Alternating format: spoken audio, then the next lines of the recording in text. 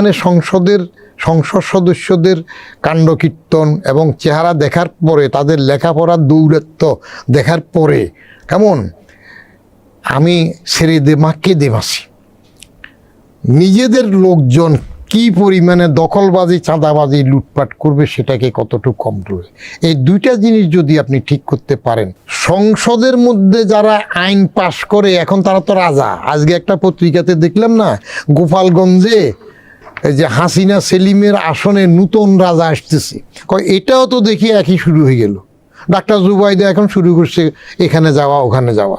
মানুষ তো গড়ফোড়া গরু, সিঁদুরে মেঘ দেখলে ভয় পায়।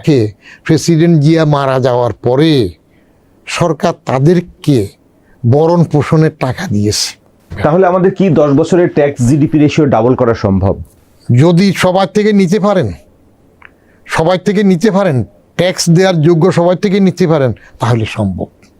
এবার একটু ভোট কিছু বেশি পাক, সেটা ভিন্ন জিনিস, কিন্তু রিফাইন্ড হওয়ার দরকার। আবার অন্য শক্তি যেটা আছে, নির্বাচনটা তো পোলারাইজ নির্বাচন হচ্ছে। অন্য শক্তি বলতে আমাদের এখন তো ক্ষমতা যদি আসে, তাহলে দখলদারিত্ব, চাঁদাবাজি এগুলো আরো বাড়বে কিনা?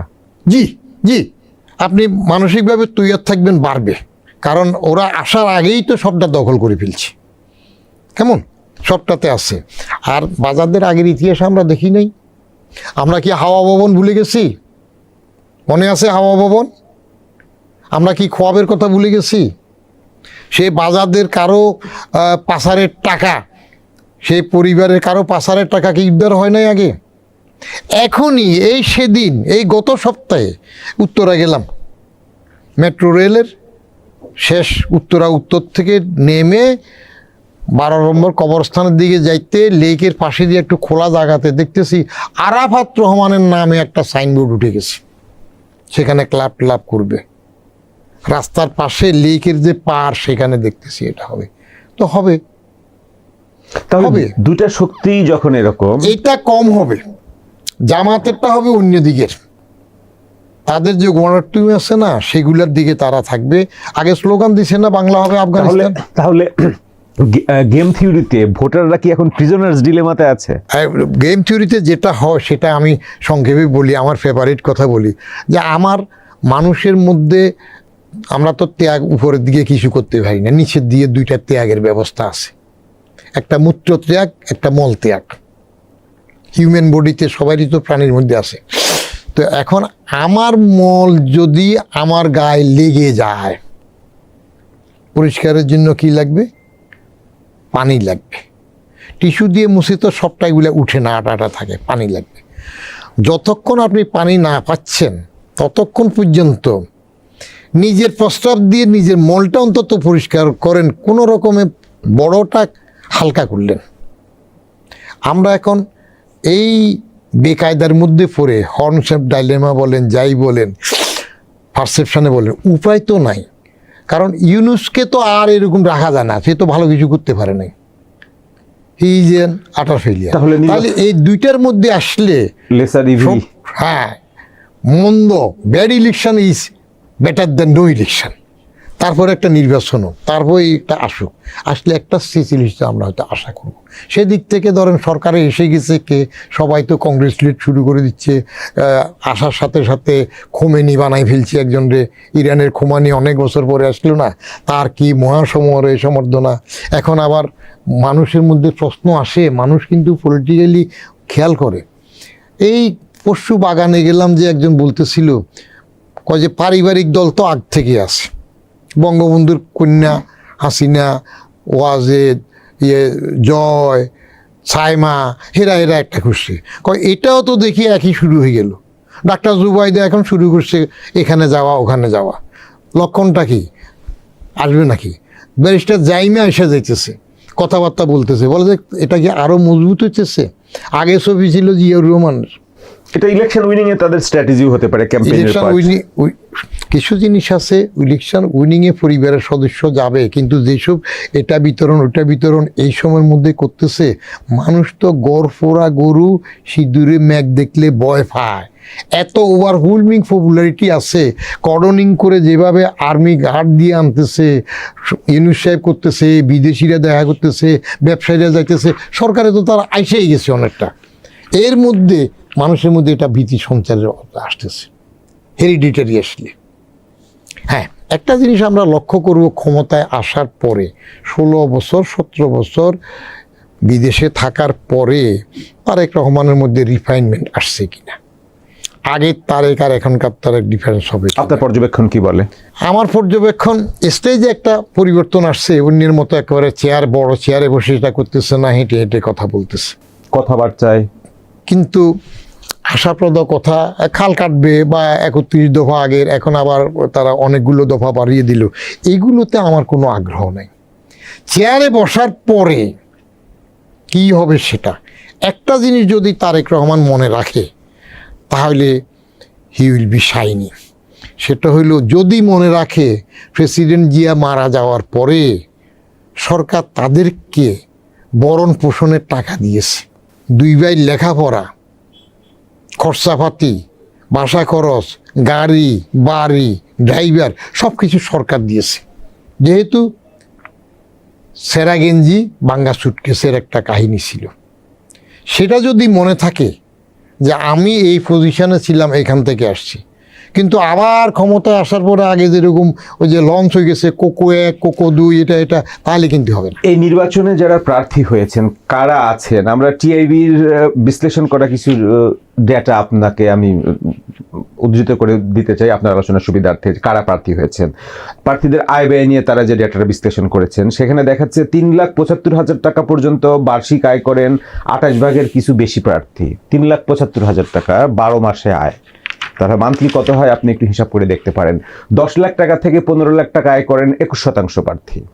35 লাখ টাকার বেশি আয় করেন 16% বেশি প্রার্থী। আর এদের যদি মান্থলি আয়, নট ইয়ারলি, ইয়ারলি যে আপনাকে প্রথমে যেটা বললাম, যেটা আপনার 3,75,000 টাকা থেকে 3,75,000 টাকা পর্যন্ত বার্ষিক আয় করেন 28 ভাগের কিছু প্রার্থী। 3 লাখ টাকা, 3,75,000 টাকা বছরে আয়। আর 10 লাখ টাকা থেকে 15 লাখ টাকা পর্যন্ত আয় করেন 21%। তাহলে প্রায় আপনার ওখানে আমরা পেলাম কত শতাংশ? 28%। আর এখানে পাচ্ছি আমরা 21%। প্রায় 49% আয়ই কিন্তু আপনি দেখতে পাচ্ছেন কোন লেভেলে আছে। আর একটা অংশ আছে 35 লাখ টাকার বেশি আয় করেন 16% বেশি প্রার্থী। আর তাদের যদি আমরা আয়করের ফাইলটা একটু দেখি টিআইবির বিশ্লেষণ অনুযায়ী, সেখানে বলা হচ্ছে টিআইএন সার্টিফিকেট দিয়েছেন 97.25% নির্বাচন হলফনামার সাথে। ট্যাক্স রিটার্ন দিয়েছেন 70.18%। ট্যাক্স রিটার্নের আয় বিবরণী পাওয়া গেছে 63.45%। ট্যাক্স রিটার্নের পরিসম্পদ বিবরণী পাওয়া গেছে 18.15%। মোট করযোগ্য আয় দেখানো হয়েছে 1981 জন প্রার্থী আছে। মোট করযোগ্য আয় দেখানো হয়েছে 693 কোটি টাকা। তারা সবাই মিলে কর প্রদান করেছে 54 কোটি টাকা। আপনার শুভঙ্করের ফাঁক বলে না একটা, আমি তো এনবিআরে ছিলাম, আয়কর নথিতে যারা যতটুক দেখিয়েছে সেটা প্রশ্ন সাপেক্ষ। খুব কম লোক তার সমস্ত আয় ইন টোটো দেখায়। এটা আমি নিজে সরেজমিনে চেয়ারম্যান থাকার পরে উপলব্ধি করেছি, প্রমাণ পেয়েছি, ধরেছি। একটা বলি আপনাকে, ছোট উদাহরণ দিই। অপ্রদর্শিত SRO 98 দিয়ে আমরা যখন অপ্রদর্শিত আয় জায়েজ করার সুযোগ দিলাম, উইথ 5% ফাইন, নর্মাল যা হিসাব হবে তার উপরে 5% জরিমানা দিয়ে দেওয়া হইল। এই সুযোগ দেওয়ার পরে কিছু আমরা ধরেছি, কিছু স্বেচ্ছায় দিয়েছি। তো আপনি যদি উপরের লেভেলের, স্টেট লেভেলের, গভর্নমেন্ট লেভেলের উপরেরগুলো দেখেন, সেগুলো দেখলে কি দেখবেন? বেগম খালেদা জিয়া অপ্রদর্শিত আয় ট্যাক্স দিয়েছেন। What does it indicate? তাহলে ঠিক মতো হিসাব করে নাই, আগে দেয়া তো লাগছে। সাইফুর রহমান 12 বার অর্থমন্ত্রী ছিলেন, তাকে আমি ধরেছি, তিনি অপ্রদর্শিত আয়ের কর দেয়া লাগছে না। তা আমাকে তো উনি নিজে টেলিফোন করছেন, 12 বছর অর্থমন্ত্রী ছিলেন। 12 বার, বছর না 12 বার বাজেট দিয়েছেন উনি। 12 বার বাজেট দিয়েছেন। হ্যাঁ, 12 বার বাজেট দিয়েছেন। কেমন? উনি তো একটা সাকসেসফুল ফাইন্যান্স মিনিস্টার, এটা স্বীকার করতে হবে। মুহিত সাহেব যতই সাইফুর হইতে চেয়েছে, দুজনই সিলেটি, কিন্তু হইতে পারে নাই। সাইফুর রহমানের এইটা গুণ স্বীকার করতে হবে। তো তিনিও তো পুরোপুরি ট্যাক্স দেন নাই। তা আমি যখন দৌড়লাম, আমাকে তো উনি টেলিফোন করলেন। He was finance minister, finance and planning minister. I was additional secretary ERD, 2টা এডিশনাল সেক্রেটারি দায়িত্ব একা পালন করছি। He love me much. তো উনি আমাকে বলছে, গীতা বৌদির আমার সাথে কিতা শুরু করলে, এটা আগেও বলছি আমি। আমি বলি, কেন স্যার? বলে যে তুমি না আমার এডিশনাল সেক্রেটারি ছিলা। আমি still I am additional secretary, you are my finance minister. এখন স্যার আপনি 12 বার বাজেট দিয়েছেন, ব্যস্ত ছিলেন, আপনি নিজে চার্টার্ড অ্যাকাউন্টেন্ট, জিআর ক্যাবিনেটে তো 4 জন চার্টার্ড অ্যাকাউন্টেন্ট ছিলেন, এর মধ্যে হিজ ওয়ান। তো এখন হিসাব নিকাশ তো বড় করতে পারে না, আমার পাটিগণিত হিসাবে কিছু টাকা ট্যাক্স দেন নাই, দেয়া লাগবে, পাঠাই দেন, দিতে হয়েছে। এখন প্রার্থীরা যারা হলফ করে দিচ্ছে, এই হলফনামাটা তো সবসময় আপনি যাচাই বাছাই করছেন না। হলফটা করছে, এফিডেভিটটা অ্যাকসেপ্টেবল। অন্য কেউ কি এটা দেখছে তিনি যা দিয়েছেন? যেমন আমি বলি, হলফ করে দুর্নীতির বিরুদ্ধে কথা বলে, এবং দুর্নীতির বিরুদ্ধে কথা বলার বড় একটা অর্গানাইজেশনের বড় নেতাও ছিলেন। তো সেই ব্যক্তি যখন আমাকে টেলিফোন করে, চেয়ারম্যান সাহেব, আমার মা তার নাতি নাতনির জন্য কোরআন শরীফের জুলদানের মধ্যে কয়টা টাকা রেখে গেছিল, আমরা তো এটা খেয়াল করতে পারি না, ওটা তো ট্যাক্স দেওয়া হয় নাই। তো মেম্বারের নিচে তো কেউ আমার সাথে সাহস করে কথা বলতো না, বড়দের কমিশনাররা বেশি ইমার্জেন্সি হলো। তো ডেপুটি কমিশনার তখন মেম্বারকে টেলিফোন করলো যে স্যার এই অবস্থা, এখন কী করা? আমার কাছে আসলো, আমাকে তখন আমি বললাম যে আচ্ছা ঠিক আছে, কোরআন শরীফের জুলদানের মধ্যে দাদি নাতি নাতির লেগে টাকা রেখে দিয়ে দাও। পরে ডেপুটি কমিশনার জানাইলো, বলে স্যার কোরআন শরীফের জুলদান এটা কি বস্তা নাকি? তা আপনার ভিতর যদি পরিষ্কার না হয়, আপনি মুখে যত ওয়াজ করেন, যত হলফ দেন, কথাটা তো আসতে হলফ না, আমার জানা মতে ইয়া সত্য। এই কথাটার জন্য তো খালেদা জিয়া প্রথম বাংলাদেশ ব্যাংকে সাদা কাগজে লিখে চালান দিয়ে টাকা জমা দিয়ে দিছিল। তো আমরা তো সেটা অ্যাকসেপ্ট করি না যে আমাদের ফর্মে দিতে হবে, একটা ঘোষণা জানা মতে সত্য। এই হলফনামাগুলা অনেকের ক্ষেত্রে কোশ্চেনেবল, এত কোশ্চেনেবল। আমি একটা বিশ্ববিদ্যালয়ের মালিক বড় লোককে ডাকাইলাম, আমার ইন্টেলিজেন্স থেকে বললো স্যার তার কাছে তো আমরা 2,25,00,000 মতো ট্যাক্স পাবো। হলফনামায় তো বলছি ইয়া সত্য সব কিছু। কেমনে ফাইলা হিসাব করে আনছে, আনার পরে বললাম যে ঠিক আছে, আমি এই জাতীয় বড় কেসগুলো কাউকে অসম্মান করতাম না, ভুল হোক, তারা তো ট্যাক্স দেয়, তারা ট্যাক্স দিয়ে বিদায় সরকার রাজস্ব পায়। তো আমি বললাম যে আমার কাছে 1 কাপ চা খেতে আসেন। আসলো, বললাম যে কিছু পয়সা পাবো তো আপনার কাছে? কয় স্যার আগামী সপ্তাহে আসবো। 1 কোটি টাকা দিয়ে গেলেন। বললাম যে আপনি আমার আরো 1 কাপ চা তো খাবেন, বোঝা যায়। পরের সপ্তাহে আরো 1 কোটি দিল। তো এই যে হলফনামা, উনিও তো হলফনামা দিয়েছেন। আচ্ছা, বিখ্যাত এক ব্যারিস্টার সাহেব, এখন আর বলি না, মারা গেছে। হ্যাঁ, আমার অফিসে গেছেন, কথাবার্তা বলতেছে। আমি তো শেয়ার ছেড়ে দিয়ে সবাই গিয়ে ওনার সাথে বসছি। উনি তাজ্জব হয়ে গেলেন, আরে চেয়ারম্যান সাহেব, আপনি আমার আইডি সেক্রেটারি, আমার পাশে চলে এসছেন, আমাদের তো এইসব উকিল টুকিল মনে করে কেউ পাত্তা দেয়। তা আমি বললাম স্যার, আপনি ইংলিশ ডিপার্টমেন্টের ছাত্র, আমার 12 বছরের সিনিয়র। আপনি যদি ডিপার্টমেন্টে জয়েন করতেন তাহলে আপনি আমার শিক্ষক হতেন, আমার সেই শ্রদ্ধাবোধ আছে। তো ওনার কাজটা তো আমি সেরে দিলাম যেভাবে হয়ে গেল। যাওয়ার সময় শুধু বললাম, স্যার এত টাকা এক কেসে রোজগার করেন, কিন্তু আপনার ট্যাক্স ফাইলের এই করুণ অবস্থা কেন? পট করে আমার আরও বড় নাম করা, এখনও জীবিত আছেন উনি, এক নামে সবাই চিনে, এইরকম এক ব্যারিস্টার নাম বলতে ওর থেকে তো একটু বেশি দিই। তা আমি বললাম স্যার এটা একটা কথা হইল, উনি যদি 4 আনা দেয়, আপনি 4 আনা 1 পয়সা দেন, তো এটা বেশি হইল নাকি? হাসতে, আরে রাখেন তো চেয়ারম্যান সাহেব, আপনি সুন্দর করে কথা বলেন, বলতে বলতে হাইটে চলে গেছে। এখন যারা প্রার্থী হয়েছেন, আমি যে আপনাকে ইনফরমেশনগুলো বললাম, জাতীয় রাজস্ব বোর্ড কি এখন তাদের কোনো ভূমিকা আছে? আপনি যেমন চা খাওয়ার আমন্ত্রণ করতেন, তারা এইগুলো যাচাই বাছাই করে চায়ের আমন্ত্রণ জানাতে পারেন কিনা? মনে হয় না। তার কারণ রাজস্ব বোর্ডের মধ্যে the person in the chair matters. রাজস্ব বোর্ডে গায়ে পড়ে ট্যাক্সের জন্য এত বেশি ইনিশিয়েটিভ নেয় না।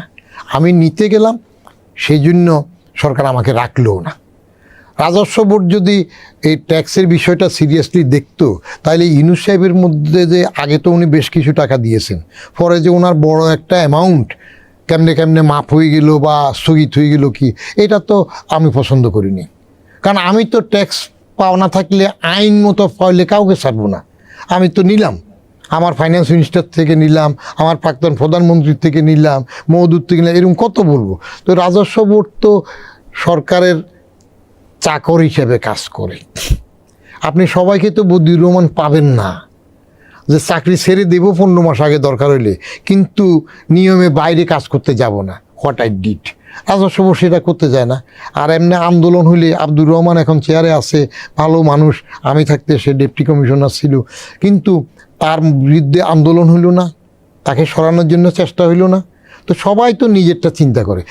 রাজস্ব বোর্ডের চেয়ারম্যান যিনি হবেন, তিনি যদি ডেইলি বেসিসে চাকরি করেন, যে আজকে বিকেল পর্যন্ত, সন্ধ্যা পর্যন্ত আমি যতক্ষণ থাকবো ততক্ষণ পর্যন্ত আমার চাকরি, এর প্রতিটা মোমেন্ট আমি নিয়ম মাফিক রাজস্ব আদায়ের কাজ করব, তাহলেই শুধু আপনি এগুলা বাইর করতে পারবেন। সেটা না হইলে উপরের ইঙ্গিত থাকবে যে এটা এভাবে দেখো, ওটা ওইভাবে দেখো, কতটুক সামাল দেবে।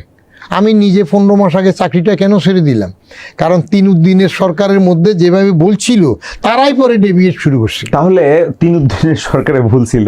এখন যে রাজনৈতিক দলগুলো, বড় দুইটা দলের কথাই বলি, জামাত ইসলামী বা বিএনপি, তারা যে প্রতিশ্রুতি দিচ্ছে, প্রতিশ্রুতিতে আপনার প্রচুর ব্যয়ের কথা বলছে। যেমন আমি একটু আপনাকে স্মরণ করিয়ে দিতে চাই, যেমন তারা বলছেন স্বাস্থ্য বাজেট জিডিপির 5 থেকে 8% করবেন, এখন আছেন লেস দেন 1%, আপনার 0.63 or 7 এরকম সামথিং, অর্ধেক প্লাস মাইনাস। তারপরে তারা প্রতিশ্রুতি দিচ্ছেন আগামী 10 বছরে ট্যাক্স জিডিপি রেশিও আপনার বিএনপি করবেন 15%, জামাত করবে 14%, 10 বছরের মতো। এখন ট্যাক্স জিডিপি রেশিও 7-এরও কম। তাহলে তারা যে ব্যয়ের একটা পরিকল্পনা দিচ্ছে, আপনি রেভিনিউ অ্যাডমিনিস্ট্রেশনে লম্বা সময়ে ছিলেন, রেভিনিউ অ্যাডমিনিস্ট্রেশনের সেই সক্ষমতা, সেই অবস্থান বাংলাদেশি ইকোনমিতে আছে কিনা? গত 54 বছর তো বাংলাদেশে, তো সেই মধ্যে আমরা ট্যাক্স জিডিপির রেশিও 10 এক্সিড করতে পারছি? কঠিন ব্যাপার, হয় না। আছে, টাকা আছে, ওই যে বলে না মতিঝিলে টাকা উঠতেছে, আপনি ধরতে পারতেছেন না, যে পারে ধরে। বাংলাদেশে যতজন ট্যাক্সেবল ইনকামের মধ্যে আছে, আপনি যদি জরিপ করে সে ট্যাক্সটা আদায় করতে পারেন, তাহলে সুরটাই পড়ি যে আমরা ইয়ারডির লোকজন ভিক্ষা করি। রাস্তার ভিক্ষুক আর ইয়ারডির ভিক্ষুকের মধ্যে তফাৎটা কি? রাস্তার ভিক্ষুক মলিন সেরা জামা নিয়ে বাট নিয়ে বসে মরে, আর ইয়ারডির বড় বড় সাহেবরা ফেরিস কনসোর্টিয়াম শুরু করে একটু স্নো পাউডার সাইড টুইলায় ভিক্ষা করে।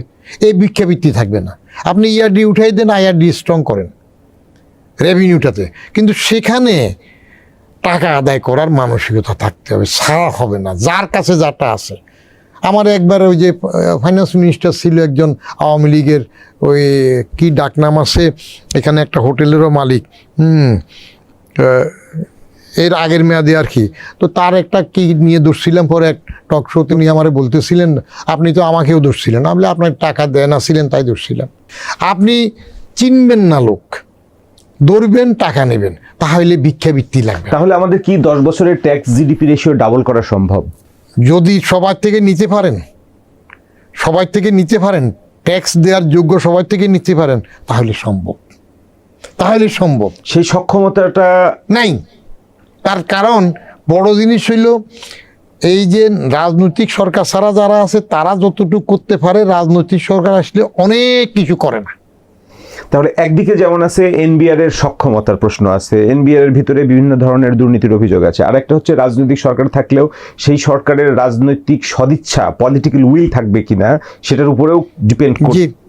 পলিটিক্যাল উইল, আপনার political masters and bureaucrat servants, আমি সবসময় বলি মাস্টার্সকে, পলিটিক্যাল মাস্টার্স, রাজনৈতিক মন্ত্রী থাকবেন যারা থাকে, তারা হইল যাইয়া প্রভু, তারা দেশের প্রতিনিধিত্ব করবে। আর এনবিআর এর চেয়ারম্যান বলেন, ওখানকার লোকজন, এরা তো ব্যুরোক্রেট সার্ভেন্টস। আপনি ওখানে যদি মাথায় চুরি না করেন, মন্ত্রী যদি চোর না হয়, রাজনৈতিক পার্টির নেতৃত্ব যদি চোর না হয়, ওই আগে হাওয়া ভবনের ঘুষ যদি চালু না হয়, কোয়াব যদি না থাকে, আওয়ামী লীগের যদি পিয়ন একজন, ওই শেখ হাসিনার কোন পিয়ন 400 কোটি না হয়েছে, সেটা যদি না হয় তাহলে এগুলা কোথায় হয়েছে? পলিটিক্যাল শেল্টার থেকে হয়েছে। আপনি পলিটিক্স যদি ক্লিন হয়, যদি বিবেকের অনুশাসন মানলে তো কোনো আইন লাগে না, কিন্তু পার্টি যদি তার চাঁদাবাজির জন্য, লোক পোষার জন্য, মাস্তান পোষার জন্য এগুলা না দেয়, তাহলে ব্যুরোক্রেসি কিছু করতে পারবে না। রেয়ার। আমি 15 মাস আগে চাকরি ছেড়ে দিলাম কেন? যারা বলছে এটা করবে না, তারাই তো পরে আমাকে সবুজ কাগজ স্লিপ পাঠায়। এটা এইভাবে দেখতে হবে, ও মা এটা তো কথা ছিল না। আমি সোজা বুঝি, আপনি আমাকে টাকা দেন না আছেন আইন মোতাবেক, আপনার দেখতে হবে শুধু আমি জোর করে আপনার থেকে অন্যায় নিচ্ছি কিনা। যাদেরকে আপনি বাঁধলেন ওয়ান ইমেন সরকারের মধ্যে, যাদের টাকা আটকাইলেন, পরে তাদের পয়সা দিয়ে আপনি হোটেল রেডিশনে বেটার বিজনেস ফোরাম। আমাদের এখানে ট্যাক্স সিস্টেমে একটা কথা বরাবরই আলোচিত হয়ে আসে, অভিযোগ আকারে আসে, দাবি আকারে আসে, এটা দূর করার জন্য ট্যাক্স ইনজাস্টিস বলা হয় থেকে, গরিব বেশি দেয়, বড়লোক কম দেয়। জি, ঠিকই তো আছে। আবার যে দে তার উপর সবসময় অডিট হয়, তারে বেশি চাপে, আর যে দে না সে বাঁচাই যায়। এই সিস্টেমটা এভাবে গ্রো করলো কেন? এই সিস্টেমটাকে ব্রেক করার উপায় কি? এটা গ্রো করেছে পলিটিক্যাল ইন্টেলিজেন্স থেকে হয়েছে। কোনো সরকার প্রধান যদি আসি বলে, একবার যদি বলে, সেটা হাসিনা হোক, খালেদা জিয়া হোক, যে সময় যে আমার যতটুক ন্যায্য পাওনা ট্যাক্স যার থেকে আছে তুমি নেবা, তুমিও করাপ্ট করবে না, করাপশানে যাবে না। যদি নিজেও এরকম ক্লিন থাকে, তাহলে তো আপনি দেখবেন যে আস্তে একটা দাঁতুল বেহাজিমান বাকিটা ঠিক হবে। আমি নিচের থেকে চুরি কখন করি? আপনি উপরে যখন আমার থেকে ভাগ চান, আপনি যখন আমাকে কাজে লাগিয়ে শেয়ার চান, তখন তো স্বাভাবিকভাবে ময়রা মিষ্টি বানাবে, সে একটু শেখে দেখবে না কৌটিল্যের রাজনীতিটা ঠিক করতে হবে একেবারে। There is no denying the fact. দিনের শেষে at the end of the day politics is our last resort, এবং সে পলিটিক্স যদি ঠিক হয় তাহলে আপনি এগুলো অটোমেটিক ঠিক হবে। সংসদ নিয়ে আমরা কথা বলছিলাম। সংসদকে তো আপনার অনেক ক্ষমতা দেয়া আছে, সরকারের আর্থিক নিয়ন্ত্রণ, তারপর বলা হয়ে থাকে সংসদের আইন ব্যতীতে করারোপ করা যাবে না। তো এই সংসদ কতটুকু সংসদ হতে পারছে গত 53-54 বছরে, এবং আগামী সংসদ যেটা হতে যাচ্ছে, যে সংক্ষেপে একটু বলেন। ট্যাক্সেশন এবং পাবলিক ফাইন্যান্সের উপর কন্ট্রোল পার্লামেন্টের আদৌ কোনোদিন কখনো ছিল কিনা? আগে আমি তো সংসদে চাকরি করেছি, সংসদে এডিশনাল সেক্রেটারি ছিলাম। শাসনতন্ত্রের 14তম সংশোধনী, সেটা আমি থাকাকালীন এটা করা হয়েছিল।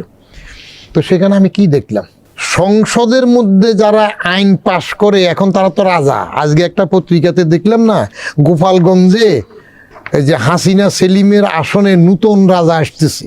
তাহলে এই যে রাজা বলতেছে একজন এমপিকে, কেন বলতেছে? তার নামই হয়তো রাজা না, এটা সিঙ্গেল কমা কোটেশন দিয়ে বলছে, সেই রাজা না। তার মানে কি, এখন একজন সংসদ সদস্য তার কনস্টিটিউয়েন্সির রাজা কেন হচ্ছে? তাহলে এই জাতীয় সিস্টেম কেন হইলো?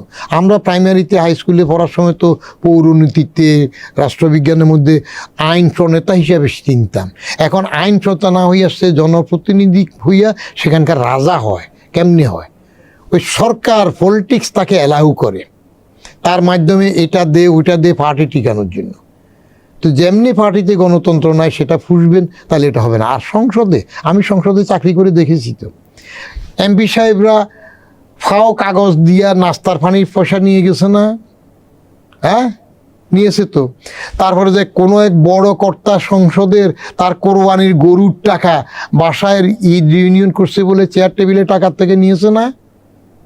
কেউ একজন আবার পরে টাকা ফেরত দিয়েছে না বেশি মেডিকেল নিয়ে? যে রাজনৈতিক সংস্কৃতির কারণে এগুলো চর্চা হয়েছে, সেই রাজনৈতিক সংস্কৃতির কি পরিবর্তন হয়েছে, যে আমরা একটু নিশ্চয়তা পেতে পারি আগামী সংসদে এই চর্চাটা হবে না? এটা আপনার যদি জামাত ক্ষমতায় আসে তাহলে ওটা দেখার বিষয়। কারণ জামাতের আগের যে 2 মন্ত্রী ছিল, তাদের একটা গুণ আমি দেখেছি, খালেদা জিয়ার লাস্ট পিরিয়ডে মুজাহিদি এবং নিজামি থাকতে তাদের এটা চোখে পড়ার মতো ছিল। তারা যখন বাইরে কোথাও মিটিং টিটিং, পলিটিক্যাল মিটিং করতো, তখন তারা সরকারি পয়সা খরচ করে মিটিং করে নাই, নিজেদের ফান্ড থেকে করেছে। কেমন? আর আপনি তাজ্জব হবেন, আমাদের যে মিনিস্টার সাহেব টাইপরা যায় প্রিভিলেজের বাইরে, এবং সরকারে আমাদের আমলা সচিবরাও যায়, এরা কি সার্কিট হাউসে থাকলে পয়সা দেয়? এ তো অ্যালাউন্স পায়, দে না তো, বেশিরভাগই দে না। আমি দিতে গেলে তখন ডিসি সাহেব, এনডিসি সাহেব আমার বলে, স্যার আপনি কি শুরু করলেন, বেকায়দায় ফেলেন। তারা ওই যে লোকাল রেভিনিউ ফান্ড থেকে মিটায়। তো ভিতর থেকে যদি আপনি সাচ্চা হন, কোনো আইন লাগবে না। যে আমার এইটা। তারপরে দেখেন না করাপ্ট করার জন্য এরশাদ আসি কী করলো, বিনা শুল্কে গাড়ি দেওয়া শুরু করলো। এটা আমি যখন ফখরুদ্দিন আমলে বন্ধ করলাম, দেওয়া হবে না, তারপরে তো আবার এসে চালু করলো। তো রাজনৈতিক নেতারা যদি চোর হয়, হারমাদ হয়, ডাকাইত হয়, বিনা শুল্কে গাড়ি নিতে ব্যস্ত হয়, তো আপনি সেখানে কি আশা করবেন? এই দুর্নীতির কথা বলছিলেন, দুই দলের পক্ষ থেকেই তাদের যে ইশতেহার ঘোষণা করা হয়েছে সেখানে দুর্নীতি দমনের উপর জোর দেওয়া হয়েছে। একজন বলছে দুর্নীতি দমন করা হবে, আর এক দল বলছে দুর্নীতি মুক্ত বাংলাদেশ গড়ে তোলা হবে। বিশ্বে দুর্নীতি মুক্ত কোনো দেশ আছে কিনা? বিশ্বের দুর্নীতিমুক্ত দেশ বলতে আমরা যেগুলো ওই সুইডেন স্ক্যান্ডিনেভিয়ান কান্ট্রি পাই, সেগুলা তুলনামূলকভাবে প্রথম দিকে থাকে, আর নাই এই জন্য। ওরাও তো দুর্নীতি মুক্ত না, কম দুর্নীতি। মুক্ত না, কম দুর্নীতি সূচকে। তো কমটাও তো ভালো, যেরকম কম হয় সেটাও ভালো। আমাদের এখানে সেটা আশা করা যাচ্ছে না। এই জন্য আপনার ডিএনএ টেস্ট করলে যারা এখন যাচ্ছে তার কত টাকা খরচ হচ্ছে, এই টাকা সে উসুল করবে না? আগে আমরা গ্রামে 60-এর দশকে, 50-এর দশকের শেষেও দেখছি যে মেম্বার চেয়ারম্যান হওয়ার জন্য পৈতৃক জায়গা বিক্রি করছে। আর এখন মেম্বার হইয়া, ওয়ার্ড কাউন্সিলর হইয়া সে গাড়ি চালায়, কিভাবে করে? আপনার নির্বাচনে টাকা খরচের কথা বলছিলেন, সর্বশেষ টিআইবির আরেকটা জরিপ তারা প্রকাশ করেছে, সেখানে বলছে 33.8% প্রার্থী নির্ধারিত ব্যয়সীমা অতিক্রম করেছেন। তাদের গড় ব্যয় 1,02,00,000 টাকা সোফার এখন পর্যন্ত করবে। আর এটাও তো টিআইবি যেটা জরিপ করছে সেটাও তো ফুল প্রুফ জরিপ না। টাকা দেদারছে। এই যে আমি এক প্রার্থীর যেই পরিমাণ গড়, ওই বুথের মতো করে লোকজন বসার যত দেখি, এগুলা অ্যাকচুয়াল হিসাব করলে তো অনেক বেশি টাকা। তো টাকা যারা খরচ করতেছে রাজনীতিতে, এত টাকা দেশ সেবার জন্য, সবাই তো আর নন্দলাল হবে না যে দেশ সেবার জন্য বাইরে গেলে মরে যেতে পারে, ঘরে বসে থাকবে, ওইটা মরে। তারা টাকা উঠাবে না, স্কিম করবে না। আর ব্যবসায়ীরা সব রাজনীতিতে চলে আসছে না, কারণ রাজনীতিতে ব্যবসা হয়ে গেছে। না হলে 60%-এর উপরে, 60%-এর উপরে এগুলো আসে কেন? আর পলিটিক্যাল পার্টিগুলো পোর খাওয়া পলিটিশিয়ানকে তো মনোনয়ন দিচ্ছে না, ব্যবসায়ীকে কেন দিচ্ছে? তাহলে প্রতিশ্রুতিগুলো কি দেয়া হচ্ছে আসলে? প্রতিশ্রুতি নিয়ে আমি সংক্ষেপে শেষ করি। সেটা হইল ওই যে নানির কাছে নাতনি দুঃখ করতেছে। মনে করেন রিনার মাকে রিনার নাতনি বলতেছে যে নানি, তোমার নাত জামাই আমাকে বলছিল যে একটা সোনার হার দেবে। তো এই যে বলছিল, বলার পরে এখন আমার মেয়ে হইল, মেয়ের ঘরে নাতিন হইল, নাতিন হইল, আমার সোনার হারটা এখনও তো দিল না। তো নানি বলছে, তোর তো নাতিনের নাতিন, আমার তুলনায় তুই কত জুনিয়র না? তোর দাদা তো আমার ঘরের সামনে নারকেল গাছটা দিয়ে দিছিল, যেটা নারকেল ধরে না, কিন্তু পরে আবার দলিল ফেরত নিল। কোন সময় বলছে নাতনি? উঠতে না নামতে? হ্যাঁ, উঠার সময় বললে সব দিয়ে দে রেজিস্ট্রি কইরা, নামিয়া পরে দলিল ফেরত নেয়। এই ভোটের আগে এইসব কথাবার্তা আপনি বিশ্বাস করবেন না। চেয়ারে বসলে কি করে, কতটা করে, তখন আমরা দেখব। আরেকটা প্রতিশ্রুতির কথা আমি আপনাকে একটু মনে করে দিতে চাই। ডক্টর মোহাম্মদ ইউনূস যখন দায়িত্ব গ্রহণ করলেন 2024 সালের আগস্টে, তার 2 সপ্তাহ পরে জাতির উদ্দেশ্যে উনি ভাষণ দিয়েছিলেন। সেই ভাষণে বলেছিলেন যেটা হলো আপনার তার সরকারের সব উপদেষ্টার আয় ব্যয়ের যে বিবরণ সম্পদের সেটা প্রকাশ করবে, করে নাই। করবে কেন? কি এক্সাম্পল রেখে যাচ্ছেন? কি এক্সাম্পল? উনি তো নন পলিটিক্যাল একটা গভর্নমেন্ট। কিসের নন হলে? Non partisan government. He is power lover, he is money lover. আমি ওনার শপথের 8 তারিখে অগাস্টীয় সকাতের পরে প্রথম অ্যাক্টিভিটি বলছিলাম হি ইজ মানি লাভার। তারপরে একটা বলছে he is both money lover and power lover. তো এইবার আসি উনি কি করতেছেন, তার কি পারমিশন নের, কি লাইসেন্স নের, কি করের, ওখানে নিজের কোটা বাড়ার, এটা করার, ট্যাক্স মাফ করের, এসব করের। তো ওনার কথার মূল্য কি আছে? ফেব্রুয়ারি নির্বাচনের মাধ্যমে নতুন সংসদ হবে, নতুন সরকার হবে। নতুন সরকারের টপ প্রায়োরিটি কি হওয়া উচিত যদি 100 ডেজ কোনো কর্মসূচি হয়? 100 দিনের কর্মসূচি তো শেখ হাসিনাও 100তম দিবসে জিজ্ঞাসা একটা অনুষ্ঠান করছিলেন, ডক্টর রাজীব হুমায়ুন এটা উপস্থাপনা করছিলেন, 100 দিনের একটা অনুষ্ঠান। প্রথম হবে ল অ্যান্ড অর্ডার সিচুয়েশন আপনি ঠিক করতে পারবেন। Number 1, law and order situation ঠিক করেন। যে দল ক্ষমতায় আসবে, বাহ্যত যেটা এসে গেছে, বাজার এসে গেছে, এরকম একটা ধারণা সবার মধ্যে আছে, তারা তাদের লোক এক্সেল না করে কন্ট্রোল করতে পারবে কিনা সেটার উপর নির্ভর করবে। জামাত যদি এসে যায়, অ্যাক্সিডেন্টাল হোক, যাই হোক, তাইলে হয়তো তারা প্রথম সততা দেখাতে পারবে, পরে কতটুকু করাপ্ট হবে সেটা দেখা যাবে। ল অ্যান্ড অর্ডার সিচুয়েশন ঠিক করতে হবে। নিজেদের লোকজন কি পরিমাণে দখলবাজি, চাঁদাবাজি, লুটপাট করবে সেটাকে কতটুকু কম করবে, এই দুইটা জিনিস যদি আপনি ঠিক করতে পারেন তাহলে রাষ্ট্র চালনায় বাকিগুলো অটোমেটিক আসবে। তৃতীয় একটা হইল আপনি আমলাতন্ত্রকে দলীয় মুক্ত করতে পারবেন কিনা। আমলাতন্ত্র কিন্তু বঙ্গবন্ধুর আমলে তো বাজাদ হয়ই নাই, দলীয় ছিল না। জিয়াউর রহমানের সময় আমলাতন্ত্র দলীয়ভুক্ত হয় নাই, এরশাদের আমলও ভালো ছিল। আমলাতন্ত্রটাকে দলীয়করণ করা শুরু করেছে বেগম খালেদা জিয়া তার প্রথম মেয়াদে 92 ফেব্রুয়ারি মাসের যথাসম্ভব 8 তারিখ যে প্রথম গণপ্রজাতন্ত্রী দিল, সেই সময় দলীয়করণ শুরু করেছে। এই যে মনা শুরু করলো, আওয়ামী মনা, বিএনপি মনা, জামাত মনা, নামের পিছনে বি যে লেখা শুরু করলো, এটা নিষ্কুলস করতে পারবে কিনা, তাহলে আমলাতন্ত্র ঠিক হবে, চুরিদারি কমবে। চুক্তিভিত্তিক, যেটাকে আমি ঠিকাদারি নিয়োগ বলি, এটা আমার লোক পছন্দের। যেমন ইউনূসের গভর্নমেন্টে এখন কারা আছে? বেশিরভাগই তো বিএনপি, জামাত। যেহেতু আলী আউট হয়েছে, তারা আছে। আবার যদি এই বিএনপি মনা, জামাত মনা সেগুলোর প্রশ্রয় দেন, চুক্তি শুরু করেন। খালেদা জিয়ার আমলে তো চুক্তি এমনও দিয়েছে যে একসময় দেখা গেল সরকারের সচিবদের মধ্যে মোর দেন 60-70% সব চুক্তি। তারপরে চুক্তি এমনও দিল, তৃতীয় বিভাগের গ্র্যাজুয়েট তারে 5 বার চুক্তি দিয়েছে এবং তার কার্যালয়ে রেখে, থার্ড ডিভিশনে। তো আপনি সেগুলো যদি করেন, মেরিটোক্রেসি, মেরিট কম্পিটিশন আসবে, নো কন্ট্রাক্ট, যার যতটুকু মেয়াদ ততক্ষণ চাকরি করবে, ঠিক আছে, হায়ার অ্যান্ড ফায়ার সিস্টেম আপনি শক্ত করবেন। এটা যদি করতে পারেন, যেটা জিয়ার প্রশাসনের ছিল, তুলনামূলকভাবে এরশাদের প্রশাসনেও সেটা ছিল। কেমন? তারপরে তো খালেদা জিয়ার আমল থেকে দলীয়করণ হলো, দলীয়করণের প্রভাবে জনতার মঞ্চ হইল, ফান্ডা গার্ডেনের লোকজন বসলো, বিয়ের অনুষ্ঠান কইয়া যেভাবে হোক, উত্তরা ষড়যন্ত্র হইল। তো আপনি মেশিনারি যেটা পলিটিক্যাল মাস্টার্সরা যে ডিসিশন দেয় সেটা ইমপ্লিমেন্ট করে ব্যুরোক্রেটিক সিস্টেমের মধ্যে যদি আপনি তার সাথে আপোষে চলে যান, দলীয়করণে যান, তাহলে ফেয়ার ইলেকশন, ফেয়ার ব্যুরোক্রেসি থাকবে না। ফেয়ার ব্যুরোক্রেসি না থাকলে তখন ওই যে ওসিও যাইয়া একটা পার্টির ফেয়ার গভর্নেন্স সিস্টেম এনশিওর করা সম্ভব হবে না, প্রশ্নই ওঠে না। সংসদটা কেমন হবে? যেমন ধরেন এখন নির্বাচন তো মেরুকরণ হয়ে গেছে, এই মেরুকরণের ভিতরে আমার লাস্ট কোশ্চেন, 2 রহমানের ভিতরে আসলে লড়াইটা হচ্ছে। এক রহমান প্রধানমন্ত্রী হবেন, এক রহমান বিরোধী দলের নেতা হবেন। জাস্ট কল্পনা করুন, যেটা বলছেন, যেটা হলো বিএনপি প্রায় ক্ষমতায় এসে গেছে, যদি তারেক রহমান প্রধানমন্ত্রী হন, ডাক্তার শফিকুর রহমান বিরোধী দলের নেতা হন, সংসদের চেহারাটা কেমন হবে?